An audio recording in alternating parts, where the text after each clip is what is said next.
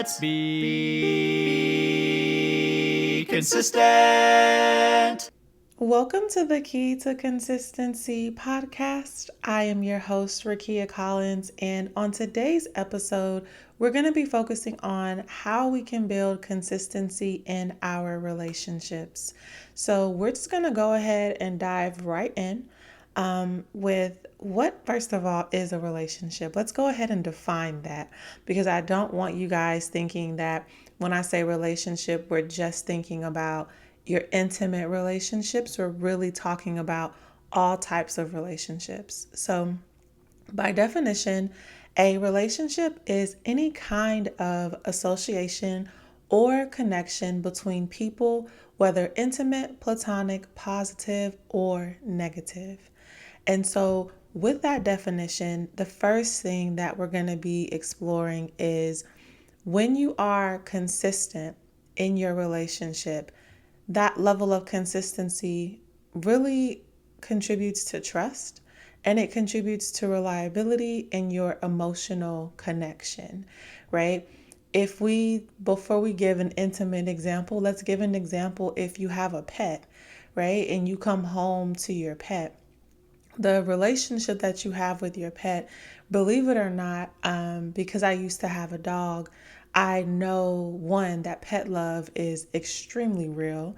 So if you've never had a pet before, this example may not be as applicable to you. But if you've had a dog, a cat, truly any animal that you've taken care of, you understand that when you are trustworthy, when you walk them the same time or around the same time every single day, when you have that emotional connection with them and you guys lay up together, whether you're laying in the bed and they come on the bed with you, or if you're on the couch and they come on the couch with you, just having a space and an environment where you are one way every single time with your pet, that begins to build that trust and that emotional connection. And so you know that if that is true for your relationship with your pet, how much more weight does that hold when we think about the relationship that you may have with your significant other or with your family member, right? When we think about trust, are you consistently there for them, right? Like, do you show up when you say you're going to show up? Can they rely on you, right? Like, are you the type of person who's going to be consistent in your mood, or are you up and down and whatever way the wind flows, they may not know who they're getting, right? And I get that sometimes those type of things aren't necessarily determined by you. It may be, you may have a bipolar disorder. It may be something that is going on medically. If that is the case, I am certainly not referring to you because I am certainly not a doctor to be able to give that type of advice.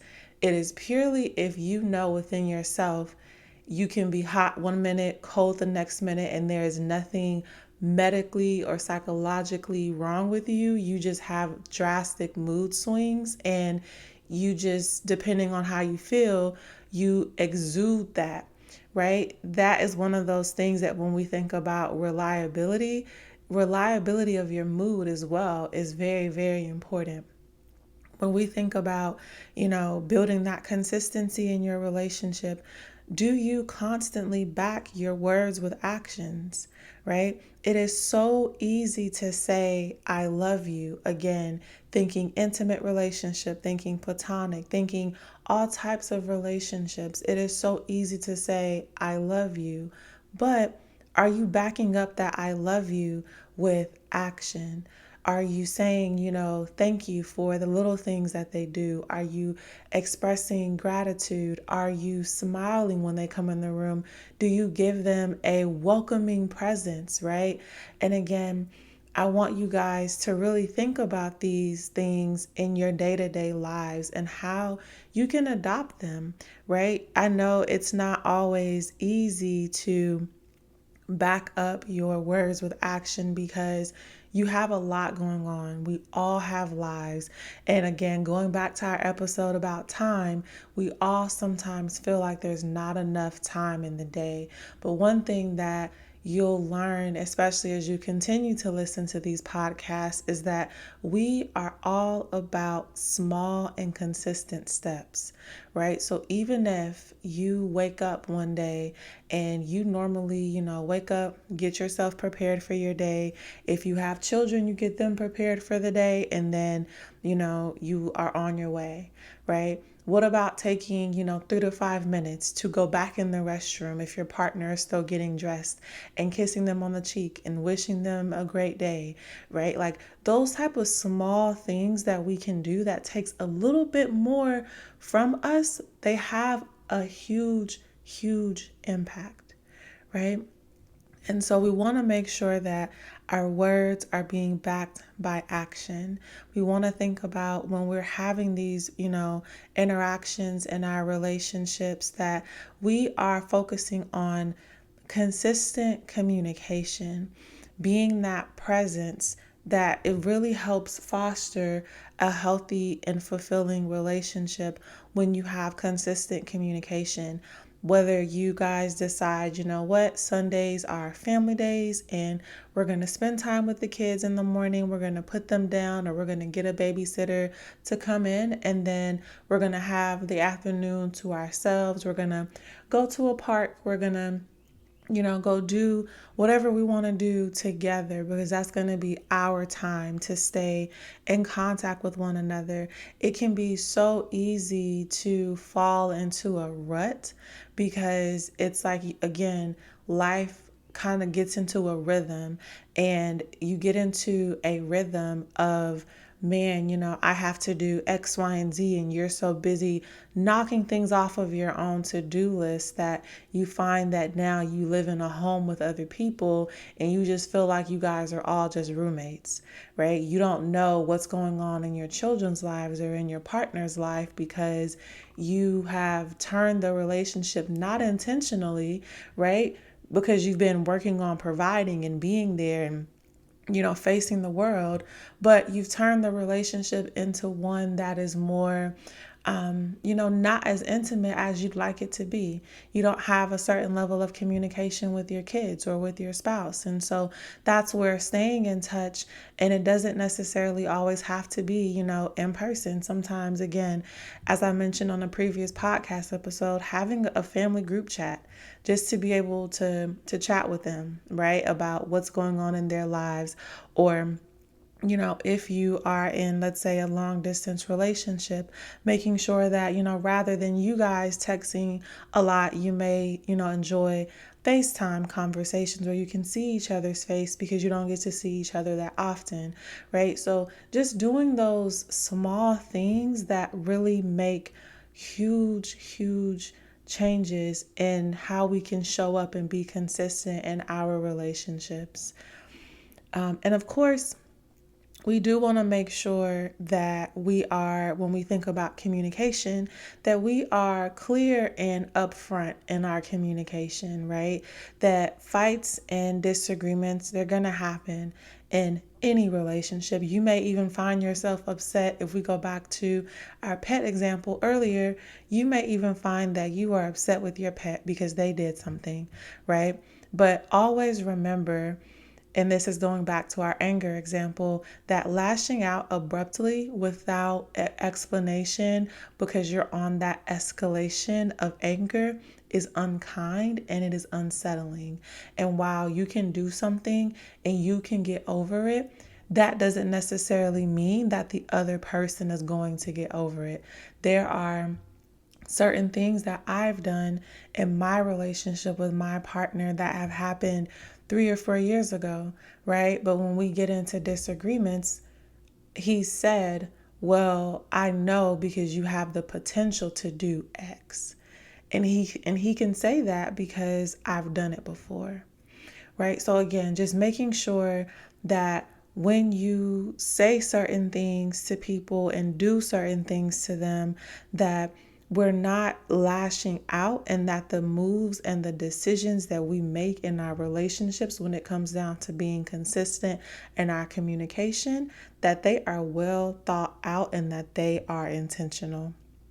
I always find it a lot easier, especially in my relationship, to be upfront, right? And being upfront looks like when we are both even keel, when we're not upset about anything, just having a regular day. Although you don't want to talk about something that angered you because you're both in a great mood, it is important to bring up those topics, because if the same situation continues to happen and you guys don't have a game plan to strategize for it, because again, no matter who you are, no matter if you're married for 10, 20, 30 years, you're always going to have disagreements, but you have to have a game plan in order to tackle those disagreements effectively. And so making sure that you set those expectations and that you are clear on your feelings is really going to be crucial in making sure that you show up consistently in your relationship. So, hopefully, for our first topic of communication and really showing up in our relationships, you guys have taken away this action item of regular communication, being sure that you have, weekly quality time or even daily check-ins. I know sometimes every single day it can be hard to make sure you check in, but it doesn't matter what that check in looks like as long as you're doing something on a regular cadence that benefits you and that benefits your family as well. This episode is sponsored by yours truly, Rakia Collins.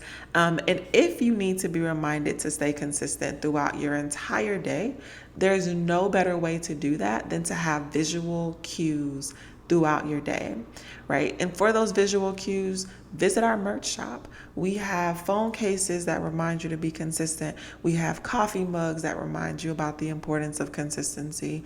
And so visit our site at thekeytoconsistency.com. And I hope you enjoy the rest of this episode. Awesome, guys. So, our next topic that we're going to be addressing, again, along that same vein of consistency and relationships, is being authentic and being present, right? I cannot express the importance of showing up as your true self consistently in your relationships. I know I mentioned it earlier, but this is why reliability is so important. If you find that you kind of ebb and flow with the wind and, external factors can really hinder you internally and they really make you feel a way, it can really change your mood. Like, again, because this is outside of consistency, as a woman of faith, I found that when I have myself truly grounded in the Word of God, that is my strong tower. He is the place where I go and I run to and I feel safe. And so I used to be the type of person who would, whether I'm scrolling on social media and I see something and it makes me, cringe on the inside, or I read something like an article and it made me angry, and I would carry that and not even realize that I'm carrying those things. But it shows up in my interaction. And now my fuse is that much more shorter when I come around my family or my friends and I have an air of like, something is wrong, right? And so we want to make sure that we show up as our authentic true self. And if your true self is grounded, then you don't have to worry about ebbing and flowing with the wind. And you don't have to worry about people not really knowing the version of you that they're going to get. Because I think that's the toughest part about a relationship, again, whether intimate or platonic, when you don't know the version of that person that you're going to get. That's where authenticity comes into play, right? And you can really begin to reveal yourself to another person. Of course, this requires step one, which is you knowing your authentic self, right? But when you are at that place where you can go to step two and you can really be authentic with another person, you are genuine with them. You are vulnerable with them in your communication and in your interactions with them. Really, what I'm trying to say, to sum it up, is you are more congruent with your values, because your values and your behavior are in alignment. What you feel on the inside is consistent with how you act and what you say to others, right? And again, going back to my example of faith, because I spend or intentionally try to spend a lot of time in the Word, I understand that love and showing love and expressing love is a major part of God, right? God is love. And so it's hard, especially again, living in the world that we live in, to always show love in every single situation, because sometimes you don't necessarily want to. Like, you want to feel other ways. But I found that, again, because I am trying to intentionally ground myself in my faith, it allows me to show up in a more consistent manner. And when I am my authentic self, I find that the little things that I was once stressed about, they don't stress me like that anymore. It really allows me to show up and be joyful and be loving in moments that would otherwise be very challenging, right? And it really shows others that, okay, wow, like, she has a level of consistency and reliability within her in the way that she shows up in the world, right? And I found, as I was studying about, authenticity and about being present in your relationships, that there is a fun fact that if you hug the person that you love, psychiatrists at the University of North Carolina found that when couples embrace, they had an increased level of oxytocin, which is the hormone that is responsible for lower stress levels and mood boost. So, again, even if you're not in a romantic relationship, hug someone that you love, right? Hug your pet, hug a friend, hug your neighbor, right? Hug someone, and you will immediately experience that increased level of oxytocin, which again is going to lower your stress and increase your mood. And who doesn't want that? Who would not love, an immediate mood boost? One thing that I do want to talk through, as well as we're on this vein of authenticity, is that authenticity really requires you to be transparent. And we talked about, communication before, but again, all of it kind of being lumped into one. If you are not clear and you are not transparent with your partner about what bothers you, especially when we're having those emotional conversations and you're trying to be vulnerable, but it's hard for you. And I get it. Transparency is not easy. I personally struggle with it a lot, especially because I was in other relationships before that I couldn't be vulnerable in, and that I wasn't, in a safe environment to be transparent. But I will encourage you and say that that's where support groups and therapy and just being more intimate with yourself, all of that will help you open back up again, because nothing is more terrible than to walk around life being a shell of yourself because of something that has happened to you in the past. And I get that that is a lot easier said than done. We all generally, in some shape, form, or fashion, have had some type of trauma, some type of event that has happened to us. But it is important to heal so that way we can be transparent and we can show up every single day as the people that we're supposed to be, right? When you're transparent with someone, you're able to have that honest and direct communication about how you're feeling while remaining respectful. And again, the pause was for dramatic effect, because I know that there are some of us out there who, yeah, we can be transparent, all right, but it's going to be in a way that may come across as disrespectful to the person that we're communicating with, right? So we want to make sure that while we're being honest and direct about how we're feeling, when the role is reversed, we're also practicing active listening. We're also being able to listen in a way that demonstrates, I am truly hearing you. I am truly listening to what you have to say because I value you. right? And if we do that consistently, that is going to lead us perfectly into our third topic of nurturing the emotional intimacy in these relationships.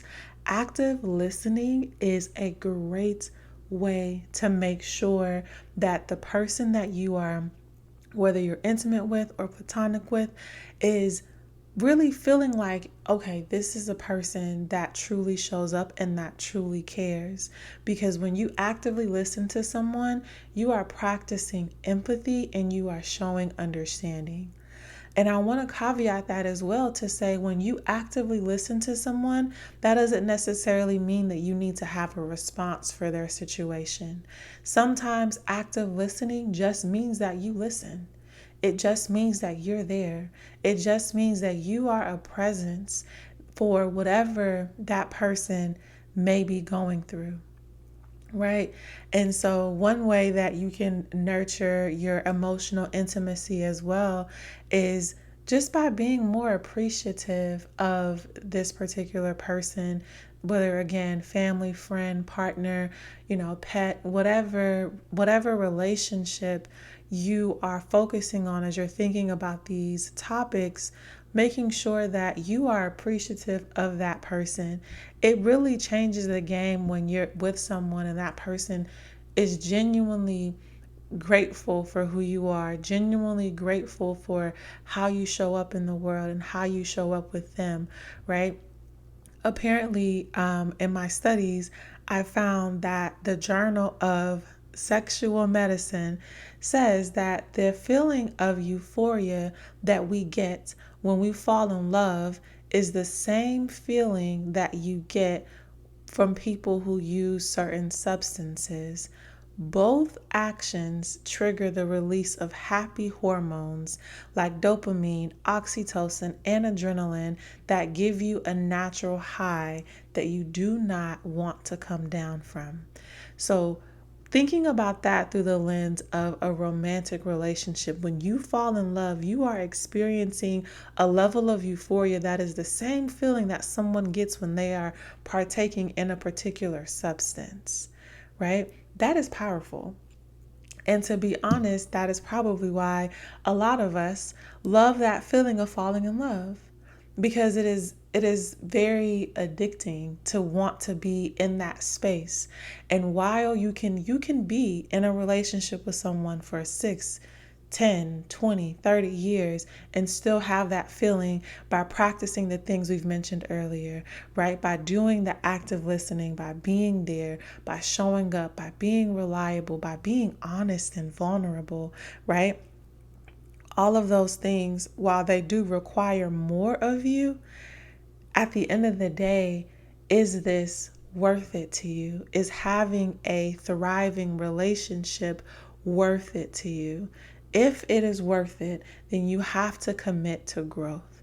You have to commit to personally growing and doing some self reflection in your relationship, right? Whether that is you sitting in the car for an extra 10, 20 minutes and thinking about how you can make your relationship better, not how you can change the person that you're with, right? That is an entirely different podcast, but we're not focusing on them. We are focusing on you. What can you do? What can you work on? Do you need to work on how you address conflicts and challenges? Do you need to seek professional help? Right? Like, what do you need to do to increase your personal development in order to contribute to the growth and the longevity of your relationship? Right? Making sure that you're practicing that active listening and that empathy and that understanding, right? Putting yourself in someone else's shoes without judgment and genuinely trying to understand how they feel. Y'all, we are all human and we are all out here just trying to make it, to be honest with you, just trying to make it and just trying to have great positive lives, right? There was a saying a few years ago, and it may still be around, but it's like people would always say, I just want to be great. That's all we want to do. We just want to be great in every single facet of our lives. And since relationships play such an integral part of our lives, we want to make sure that we're showing up in our relationships the best way we can, 100% authentically ourselves. And so, as we approach the end of today's episode, I do want to leave you guys with a Bible verse. Today's verse comes from Ephesians chapter 4, verses 2 through 3. And it says, "Be completely humble and gentle. Be patient, bearing with one another in love. Make every effort to keep the unity of the Spirit through the bond of peace." I believe, given our topic for today, that Bible verse speaks for itself. Thank you so much for listening to today's episode of The Key to Consistency. We'd love for you to review this podcast wherever you are listening to it. Please feel free to follow us on Instagram at thekeytoconsistency.com. And if you enjoyed this episode and you found something that was beneficial to you, of course, please share it with a friend and someone else that you think would benefit from starting their own consistency journey.